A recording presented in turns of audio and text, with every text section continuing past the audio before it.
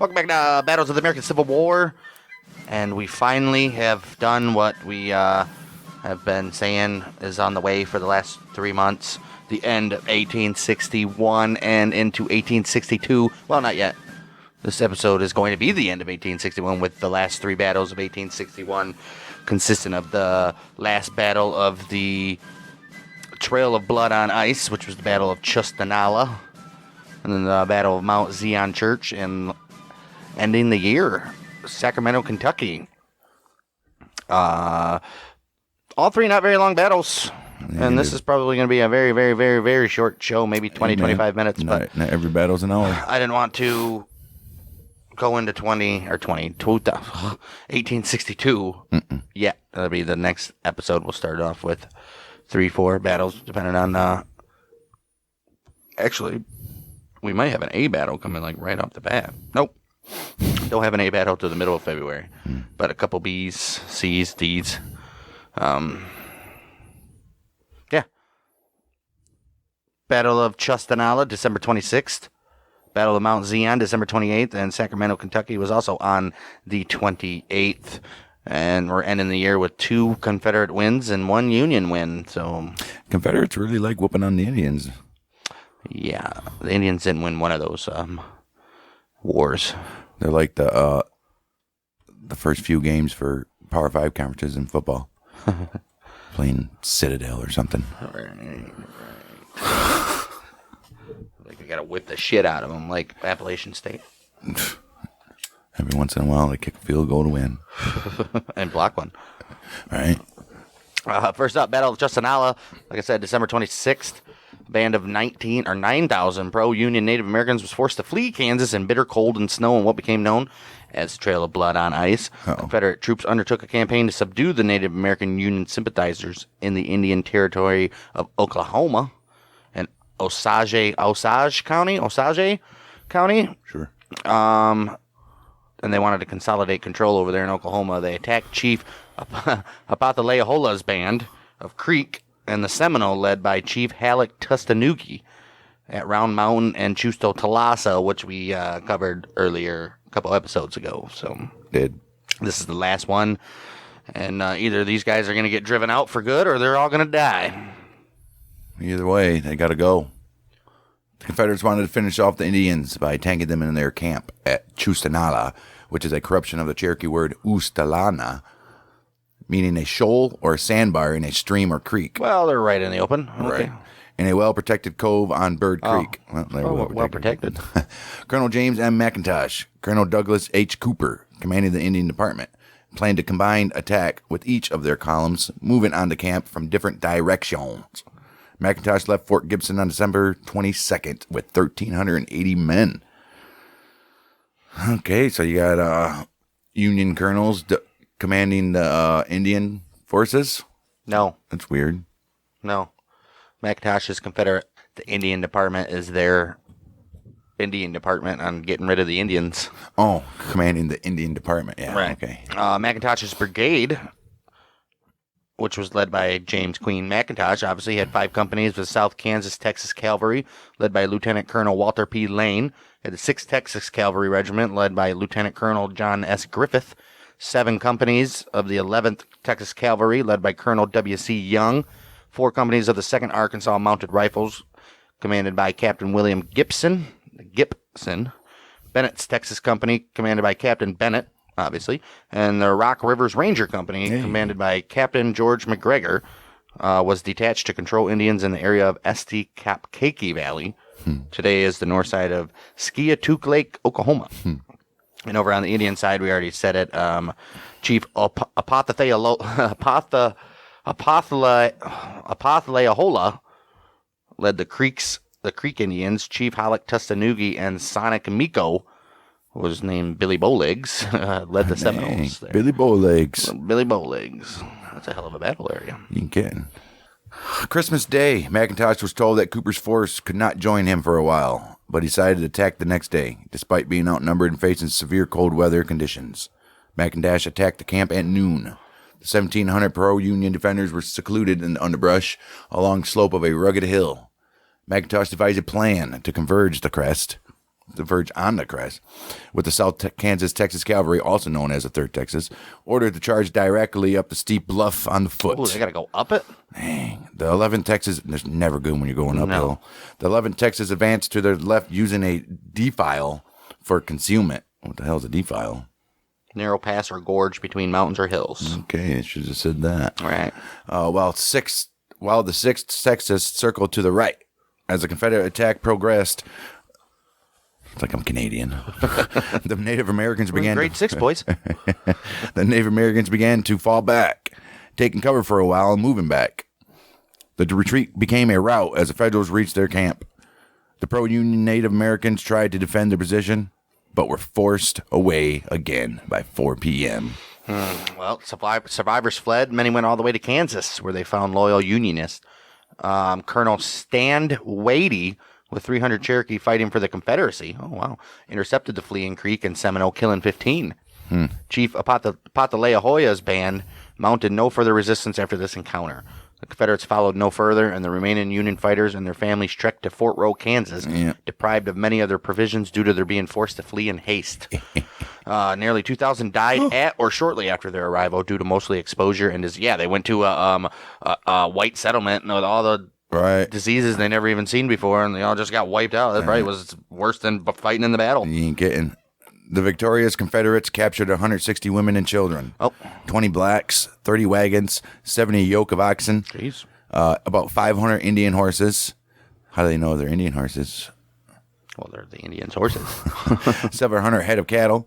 Dang, what happened to the rest of the cattle? 100 sheep and large quantities of supply. Yeah, dude. Casualties were 9 killed, 40 wounded for the Confederates. Colonel McIntosh in his official report estimated the Union Indians lost 250. They made out. Right. Especially with the oxen and the horses, dude, and the cattle, obviously. Right. They didn't even have to murder any of the enemy, and they still, even if they didn't. Oh, they murdered 250 of them. I'm saying, though, even if they didn't, they still made out. Right. That leads us to the Battle of Mount Zion Church on December 28th, 1861 in Boone County near Mount Zion Church during the Civil War, obviously. Makes sense. The resulting Union victory here and elsewhere in central Missouri ended Confederate recruiting activities in the region and pushed conventional Confederate forces out of the area until the desperate fall 1864 invasion by General Sterling Price and his Missouri State Guard. Oh, this guy's still trying to get that Missouri State Guard to do stuff. Benjamin M. Prentiss led a Union force of 5 companies of the 3rd Missouri Cavalry and 2 companies of Burge's Western Sharpshooters into Boone County to protect the North Missouri Railroad and to disrupt the organization of the secessionist Missouri State Guard and generally overall secessionist sentiment into the region. Overall? What's overall? Impress.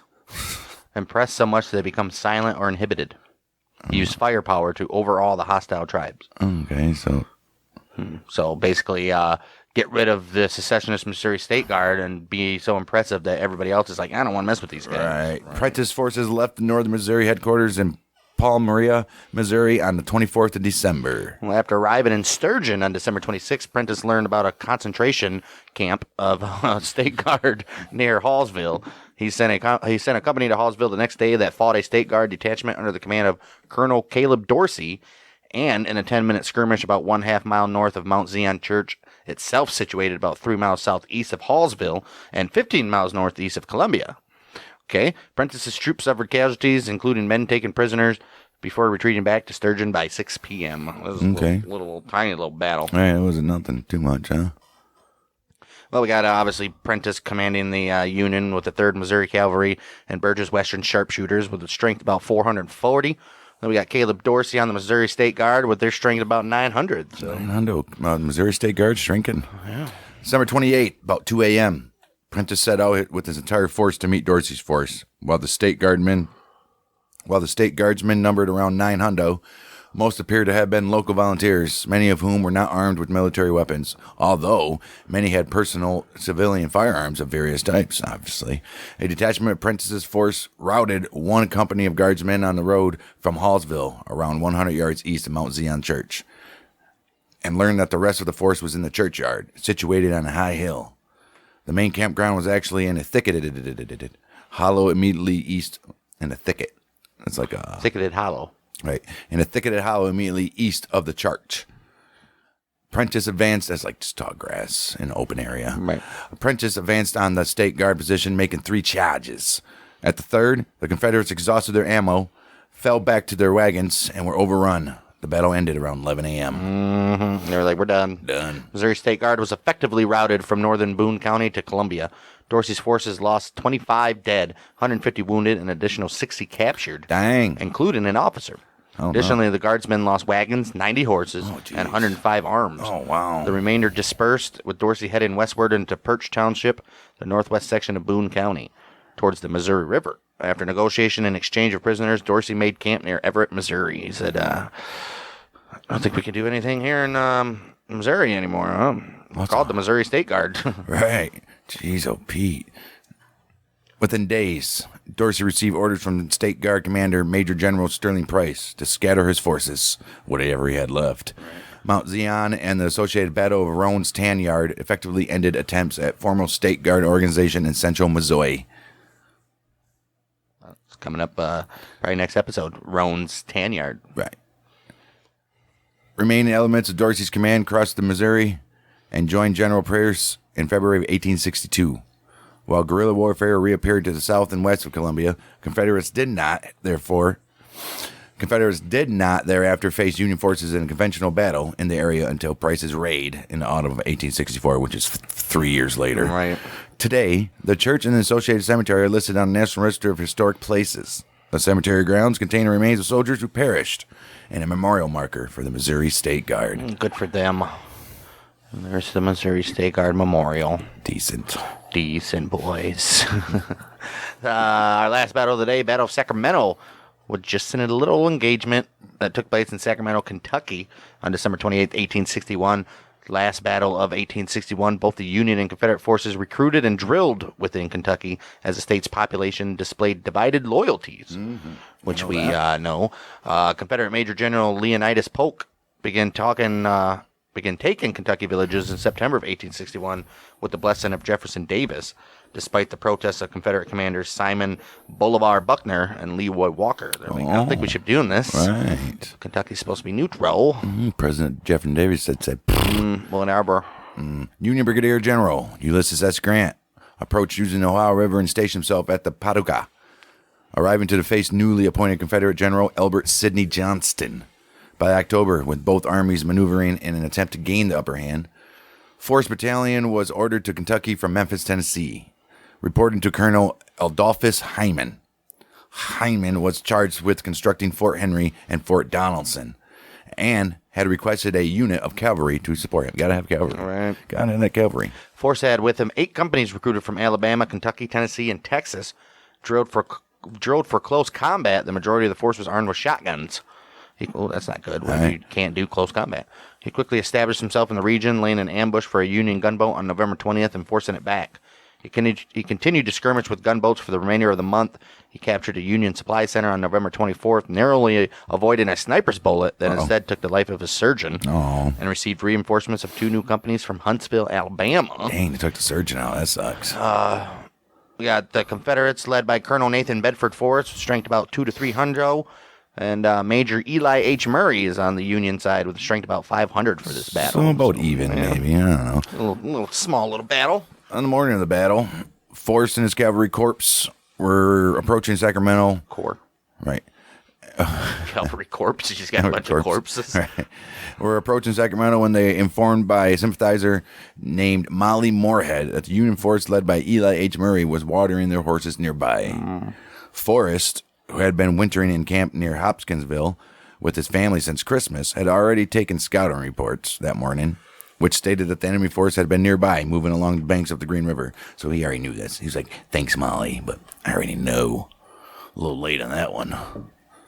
Jeez. But thanks, here. Just get my tent. I'll be there in later. And was keen to attack. Yes, he was. Like, I want to attack. I'm very keen on this idea. Despite cold weather and light rain, Forrest led his forces in the pursuit. Moorhead rode alongside Forrest. The latter would later remark that her untied tresses, floating in the breeze, infused into my arm and kindled nightly chivalry in my heart. What the fuck is the tresses? Untied tresses? Is that like her... Was her titties just bouncing around when she was running around in a horse? Could be. Floating in the breeze? And it infused into my arm and kindled kindly shivering in my heart. Long lock of woman's hair. Oh, that's nice. And it touched his arm. Right. Why they're right. Touched her arm. Moorhead rode along for us, and the ladder. Oh, Forrest remark. Her untied tresses floating in the breeze, infused in my arm, and kindled nightly shivery in my heart. Oh, so he definitely wanted the banger, dude. He ain't getting Forrest over there, wasn't he?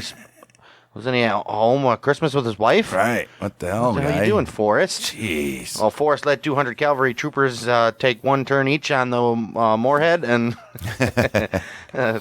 200 cavalry troopers divided into 3 groups.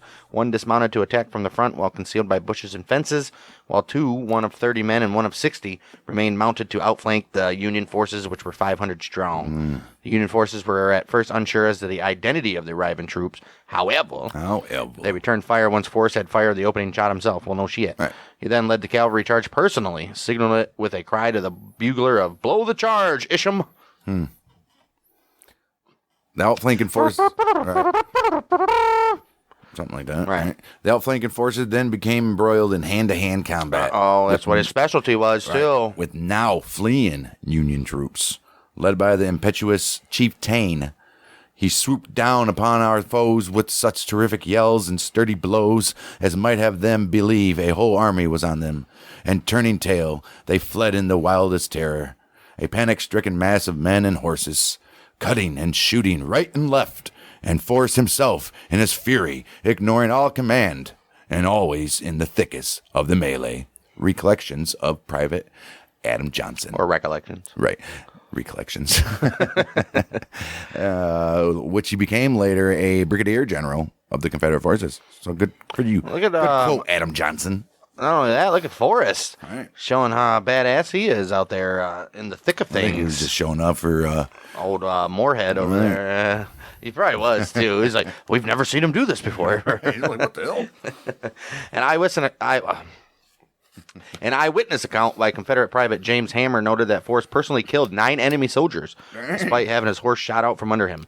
Many of Forrest's officers who had not seen him fight before, were surprised by his aggression that replaced his usually mild demeanor. This dude was so showing off for Miss Molly Moorhead. Oh, man, those flowing locks touched his arm, and he became a fighter.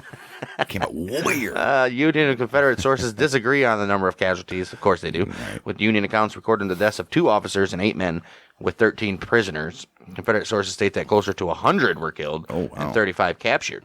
Forrest himself suffered a dislocated soldier. Forrest himself suffered a dislocated shoulder after being dismounted by a collision with 2 riderless horses. Damn, she popped it back in place for him. Don't worry, Molly. So fierce did his passion become that he was almost equally dangerous to friend or foe. And, as it seemed to some of us, he was too wildly excitable to be capable of judicious command. Later, we became aware that excitement neither paralyzed nor misled his magnificent military genius. This was said by Major Kelly, Forrest's second on his commander's methods. They all knew. They're all like, what the hell's going on here? What they all noticed, too, is he had a boner the whole time he was fighting. The whole damn time. The battle was Forrester's first combat victory. Damn, look at they need to bring Molly Moorhead on with him the whole time, dude. And during it, he demonstrated several tactics for which he would later become known. In particular, the division of his forces into groups, employment of deception and encirclement, and leading the cavalry charge personally. The battle was often nicknamed Forrest's first fight. And a superior at the time, Brigadier General Charles Clark, took note of his quote-unquote skill, energy, and courage. Oh, wow. Clark wrote to his government that, I am assured by officers and men that throughout the entire engagement, he was conspicuous for the most... Conspicuous. Right. For the most daring courage, always in advance of his command. He was at one time engaged in a hand-to-hand conflict with 4 of the enemies, 3 of whom he killed, dismounting and making a prisoner of the 4th. The battlefield was listed on the National Register of Historic Places in 1998. The battle is annually reenacted by local residents. Of course it is. I wonder who plays the whore. Right. Moorhead. Right. Whorehead. That's going to do it for our 3 battles elsewhere behind the scenes of the war. The Navy, December 21st, 1861, the Navy Medal of Honor is signed into law by President Lincoln, which was Public Resolution 82. Nice. First time Medal of Honor is going to be recognized here, huh? That's and then December 26, 1861, to avoid war with Britain, Confederate aligned commissioners captured 2 months earlier on the British ship Trent are released. So Union's like, yeah, we can release them. We don't want to do anything with Britain right now. Yeah, we can't handle Britain and the South. And that is going to wrap up 1861. We had a total of, 48 battles? With the Union winning 20. Confederates won 21 of those. And then we had 7 inconclusive ones.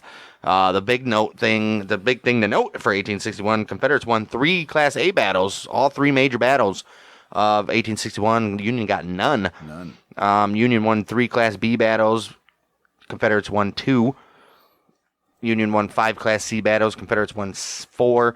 And Union and Confederates both won 6 Class D battles, with 2 Class C and 4 Class D battles being the inconclusive ones. Whatever. So yeah, actually it was pretty even. It was a pretty even exhibition. It started out with the Confederates pretty much taking the first half of 1861. Dude, it was all Confederates. They're kicking ass. And then the Union came back and was like, all right, well, can't let them be doing this. Well, the Union wasn't all that convinced it was a war yet. And they're like, and then when they started getting their ass beat, Lincoln was like, all right. Come on, guys. Let's start winning some battles here. We gotta get, we're gonna be here for a while. Yes. And that is the year 1861, and the Civil War coming up down the line, January 3rd, starting it off right away, Battle of Cockpit Point in Virginia, Battle of Hancock in Maryland. I think that might be the first Maryland encounter we have. Battle of Roan's Tan Yard in Missouri.